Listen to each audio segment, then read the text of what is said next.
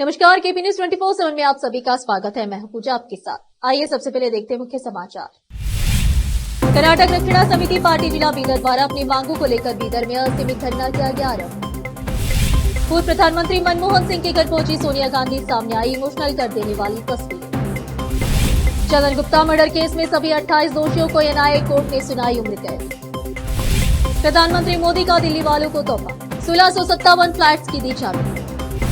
विश्वविद्यालयों में जातिक भेदभाव पर सुप्रीम कोर्ट सख्त, यूजीसी से शिकायतों का मांगा डेटा, नियम लागू करने को कहा।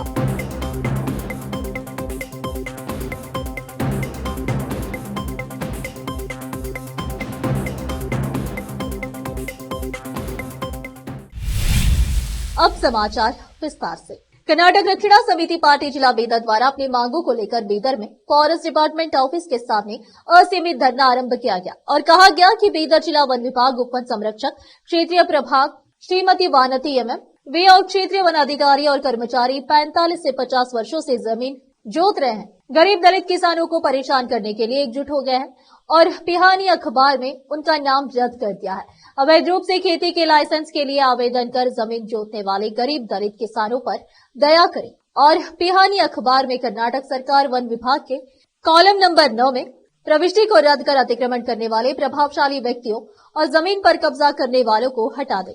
वन भूमि संबंधित अधिकारियों के खिलाफ उचित कानूनी कार्रवाई करने की तिथि हम 3 जनवरी 2025 से विभिन्न संगठनों के सहयोग से सत्याग्रह के माध्यम से अनिश्चितकालीन धरने का अनुरोध करते हैं। इस अवसर पर तुकाराम गौरे, नरसिंह सम्राट, अमरीश कुद्रे, गौतम भोसले के अलावा अन्य पुरुष और महिलाएं उपस्थित थी। इस अवसर पर इस धरना के प्रमुख व्यक्तियों ने केपी न्यूज से बात की। केपी न्यूज के लिए कैमरामैन पप्पूराज का कवरेज। कर्नाटक प्रजाशक्ति समिति, वीर कन्नडिगा सेना और अन्य संगठनों की ओर से गृह मंत्री अमित शाह के संविधान निर्माता डॉक्टर बाबा साहेब भीमराव अम्बेडकर पर दिए गए अपमानजनक बयान की निंदा करते हुए एक विरोध रैली निकाली गई। यह रैली अम्बेडकर सर्कल से लेकर डीसी कार्यालय तक निकाली गई, जिसमें डॉक्टर सुब्बण्णा करिकनल्ली, मुकेश शाहगंज, प्रेम कुमार कांबले, सूर्यकांत सादरे, वसीम किरमानी, रवि मेत्रे, अंबादास गायकवाड़, शशिधर के अलावा अन्य लोग उपस्थित थे और डीसी कार्यालय पहुंचकर डीसी के माध्यम से राष्ट्रपति द्रौपदी मुर्मू को एक ज्ञापन दिया गया। इस अवसर पर इन संगठनों के प्रमुख व्यक्तियों ने केपी न्यूज से बात की। केपी न्यूज के कैमरामैन पप्पूराज का कवरेज। बीदर के लालवाड़ी में डॉक्टर बीआर अम्बेडकर कॉलेज के समीप अयप्पा स्वामी का विशेष अभिषेक और पूजा की गई। इस कार्यक्रम के आयोजक मल्लैया गिरी, जगन्नाथ गिरी, लीलावती गिरी, शंगूर स्वामी थे। इस अवसर पर भारी संख्या में श्रद्धालु उपस्थित थे। केपी न्यूज के लिए कैमरामैन महेश टिक्के का कवरेज। सीआईडी पुलिस की एक टीम ने विधान परिषद की कार्यवाही में मंत्री लक्ष्मी हेब्बाळकर के खिलाफ भाजपा सदस्य सीटी रवि द्वारा कथित तौर पर अमर्यादित शब्दों के इस्तेमाल के मामले की जांच शुरू कर दी है। सीआईडी डीएसपी अंजुमला नाइक के नेतृत्व में एक टीम जो सीटी रवि के खिलाफ दर्ज मामले की जांच कर रही है, बेंगलुरु के सांकी रोड स्थित लक्ष्मी हेब्बाळकर के आधिकारिक आवास पर गई और बयान दर्ज किया। जांच अधिकारियों के सामने अपना बयान दर्ज करने के बाद मीडिया से बात करते हुए लक्ष्मी हेब्बाळकर ने कहा कि मैं इस मामले को प्रतिष्ठा के तौर पर स्वीकार नहीं करूंगी। यह मेरे आत्मसम्मान का सवाल है और एक लड़की के लिए शर्म का सवाल है। मामले की जांच अभी भी जारी है। अंतराल या बढ़त के बारे में चिंता मत करो। कानूनी दायरे में जो होना होगा वह होगा। एक बेटी होने के नाते मैं सभी से इस मामले में मेरे साथ खड़े होने का अनुरोध करती हूँ। पूर्व प्रधानमंत्री मनमोहन सिंह के कार्यकाल में देश में कई आर्थिक सुधार हुए। कांग्रेस संसदीय दल की प्रमुख सोनिया गांधी, पार्टी अध्यक्ष मल्लिकार्जुन खड़गे, पूर्व उपराष्ट्रपति हामिद अंसारी समेत कुछ अन्य नेता शुक्रवार को पूर्व प्रधानमंत्री मनमोहन सिंह की स्मृति में आयोजित अखंड पाठ गुरु ग्रंथ साहिब का पाठ में शामिल हुए। सोनिया और खड़गे ने मनमोहन सिंह के घर पहुंचकर सबसे पहले उन्हें श्रद्धांजलि दी, फिर परिवार से मुलाकात की। इस दौरान कांग्रेस के अन्य बड़े नेता भी मौजूद थे। उनके आवास 3 मोतीलाल नेहरू मार्ग पर उनकी स्मृति और सम्मान में शुक्रवार को अखंड पाठ का आयोजन किया गया। इस मौके पर उनकी पत्नी गुरुशरण और परिवार के कई अन्य सदस्यों के अलावा सोनिया गांधी, खड़गे, अंसारी तथा कुछ अन्य लोग शामिल हुए। सिंह की पत्नी गुरुशरण कौर ने अखंड पाठ के दौरान सिख धर्म के पवित्र ग्रंथ के कुछ अंश का पाठ किया। और फिलहाल एक छोटा सा ब्रेक।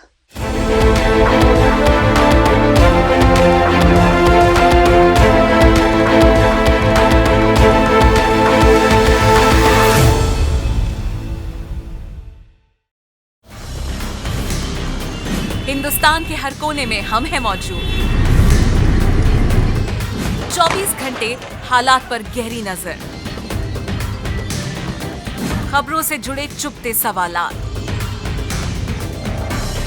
और आपको दिखाता है धार्मिक, सामाजिक, राजनीतिक, लोकल और इंटरनेशनल न्यूज की सबसे बेहतर कवरेज जो आपको रखती है हर पल बाखबर। देश और दुनिया भर की खबर के लिए देखते रहें केपी न्यूज 24/7। और मेरा देवी का नाम अरुणा हिरोले हुंचगेरा, हम अहमदाबाद तालुका का है। हम पहले हमारा शादी होकर 7 साल हो गया, बहुत जगह दिखाया, इधर से कल्याण में भी, दूसरे राजधानी में भी दिखाया, और भालकी में भी कितने 2 साल दिखाया, और बीदर में भी 2 साल दिखाया, और बाद में हम गुलबर्गा बड़े बड़े हॉस्पिटल में 2 साल दिखाया, फिर भी सक्सेस नहीं हो गया। इधर जीवन ज्योति हमारा वरवट्टी प्रियंका मैडम के पास आ गया, हम इधर हमको सक्सेस हो गया। हम मैडम को और पूरे स्टाफ को धन्यवाद देते हैं। नूर एजुकेशन ट्रस्ट बीदर की ओर से चलाए जाने वाला Noor MEd and BEd college Bidar, recognized by NCTE Delhi and affiliated to Bidar University, Bidar.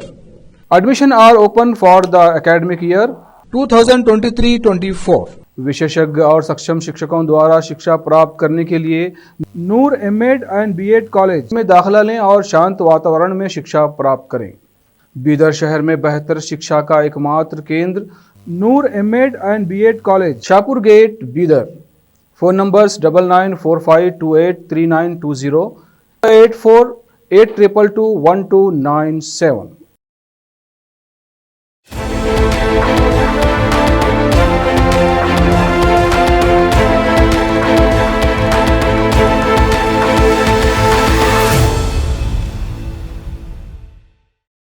Break के बाद आप सभी का स्वागत है। आइए देखते देश के अन्य समाचार।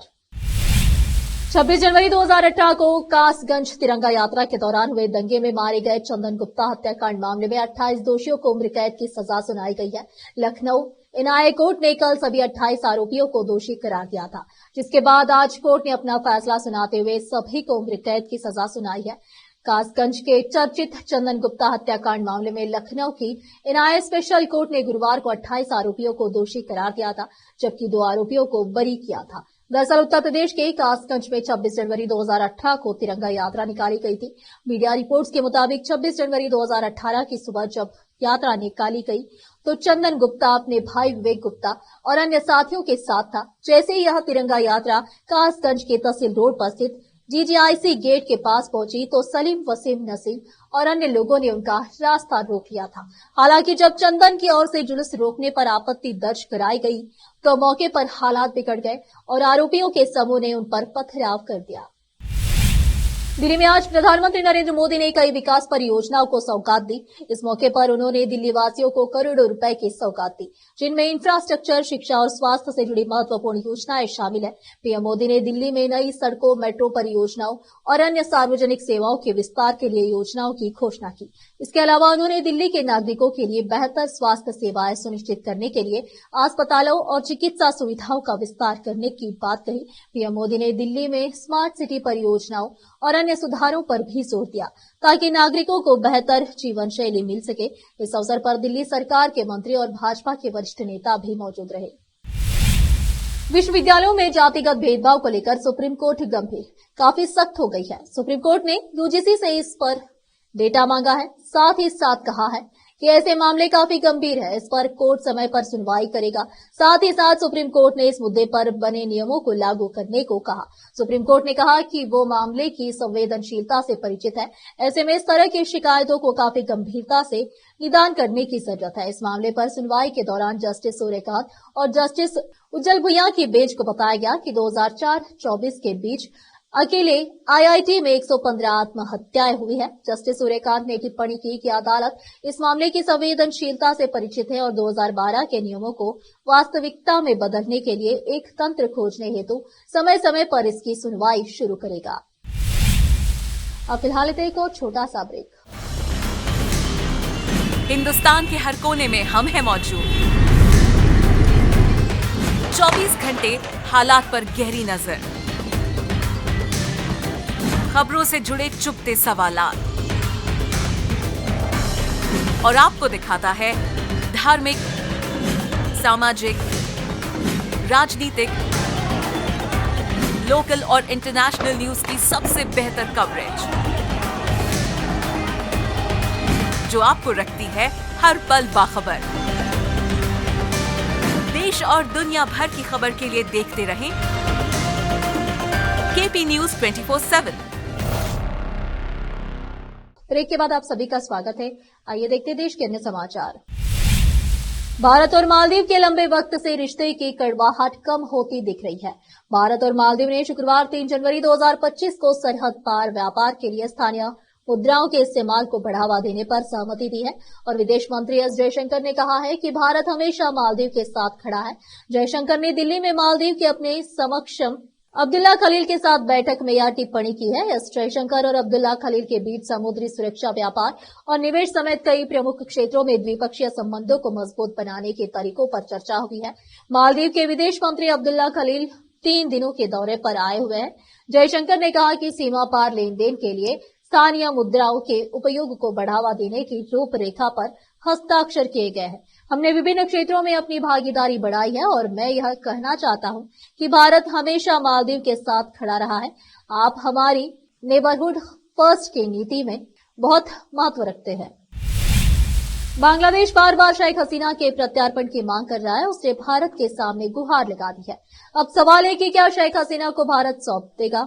क्या बांग्लादेश की बात भारत मान लेगा या फिर उसकी मांग को सिरे से खारिज कर देगा? भारत ने अब तक अपने पत्ते नहीं खोले हैं, मगर माना जा रहा है कि बांग्लादेश को भारत से झटका ही मिलेगा। जी हां, बांग्लादेश की पूर्व प्रधानमंत्री शेख हसीना के प्रत्यार्पण वाले अनुरोध पर भारत कोई एक्शन लेने के मोड में नहीं है, क्योंकि उसने इसे बहुत हल्के में लेकर गलती कर दी है। सूत्रों का कहना है कि बांग्लादेश ने प्रत्यार्पण के लिए जरूरी औपचारिकताओं को पूरा नहीं किया है। शेख हसीना 5 अगस्त के बाद से ही भारत में शरण लेकर रही है। उनके देश छोड़ने के बाद बांग्लादेश में मोहम्मद यूनुस सरकार चला रहे हैं। रिपोर्ट के मुताबिक शेख हसीना को प्रत्यार्पित करने के बांग्लादेश के अनुरोध पर भारत किसी तरह के जवाब देने के मूड में नहीं है। सूत्रों ने बताया कि बांग्लादेश ने इस तरह के मुद्दे को आगे बढ़ने के लिए जरूरी औपचारिकताएं पूरी नहीं की है। शेख हसीना के प्रत्यार्पण का अनुरोध 23 दिसंबर को नई दिल्ली स्थित बांग्लादेश उच्चायोग की ओर से विदेश मंत्रालय को एक नोट वर्बेल के जरिए किया गया था। नोट वर्बेल कूटनीतिक बातचीत का सबसे निचला स्तर है। आमतौर पर प्रत्यार्पण अनुरोधों जैसे संवेदनशील मामलों के लिए इसका इस्तेमाल नहीं किया जाता है। फिर से एक नजर मुख्य समाचारों पर। कर्नाटक रक्षणा समिति पार्टी जिला बीदर द्वारा अपनी मांगों को लेकर बीदर में असीमित धरना किया गया आरंभ। पूर्व प्रधानमंत्री मनमोहन सिंह के घर पहुंची सोनिया गांधी, सामने आई इमोशनल कर देने वाली तस्वीर। चंदन गुप्ता मर्डर केस में सभी 28 दोषियों को एनआईए कोर्ट ने सुनाई उम्र कैद। प्रधानमंत्री मोदी का दिल्ली वालों को तोहफा, 1657 फ्लैट्स की दी चाबी। विश्वविद्यालयों में जातिक भेदभाव पर सुप्रीम कोर्ट सख्त, यूजीसी से शिकायतों का मांगा डेटा, नियम लागू करने को कहा।